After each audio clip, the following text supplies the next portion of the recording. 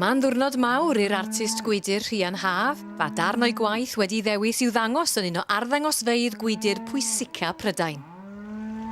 Pan nes I glywed bod fi wedi cael mewn i'r Biennale, o'n i wedi teimlo gymaint o fraint ac o'n i wedi cael gymaint o sioc.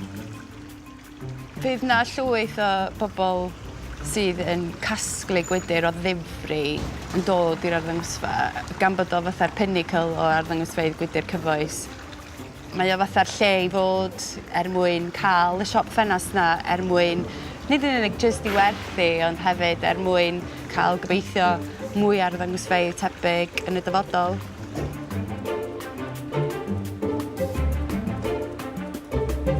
Nes I ddechrau wrth wneud cwrs sylfaen yn Bangor, a wedyn dyma tiwtor I fi gweld rhywbeth yn ngwaith I ac yn dweud, o, dylech chdi fynd I edrych I fewn I wneud gwydr. Ar gyfer y darn yn y Biennale, mae gennau waith wedi samblastio, so dwi'n defnyddio chwistrellu tywod trwy pressure uchel ofnadwy, a wedyn mae'n tyllu fewn i'r gwydr. Mae yna gymaint gallu wneud efo fo, mae jyst yn anhygoel, really, o gyfrwng I weithio yn, a mae jyst yn ysbrydoli fi I gario ymlaen efo fo, achos bod fi'n dod ar draws pethau newydd.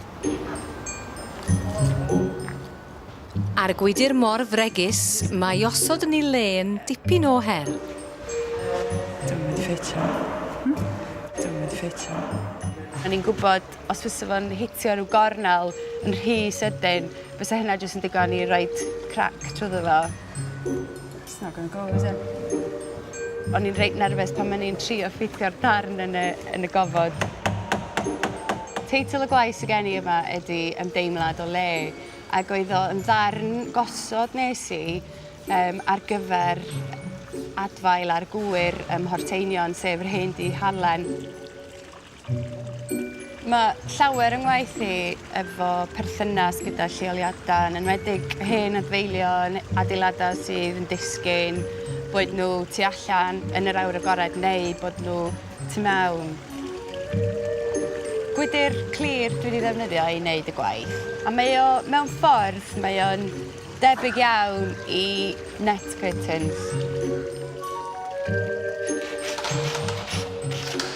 Dydy gwydr ddim yn bendant ddim yn gweithio heb unrhyw fath o ynde.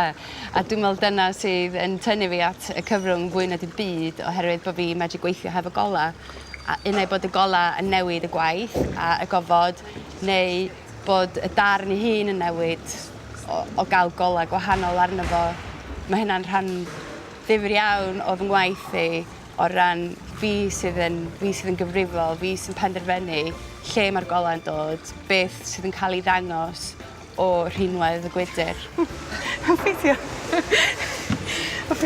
Yn bendant hwn sydd ydy'r peth mwyaf cyffrous sydd wedi digwydd yn fy ngyrfa fel artist gwydr hyd yn hyn.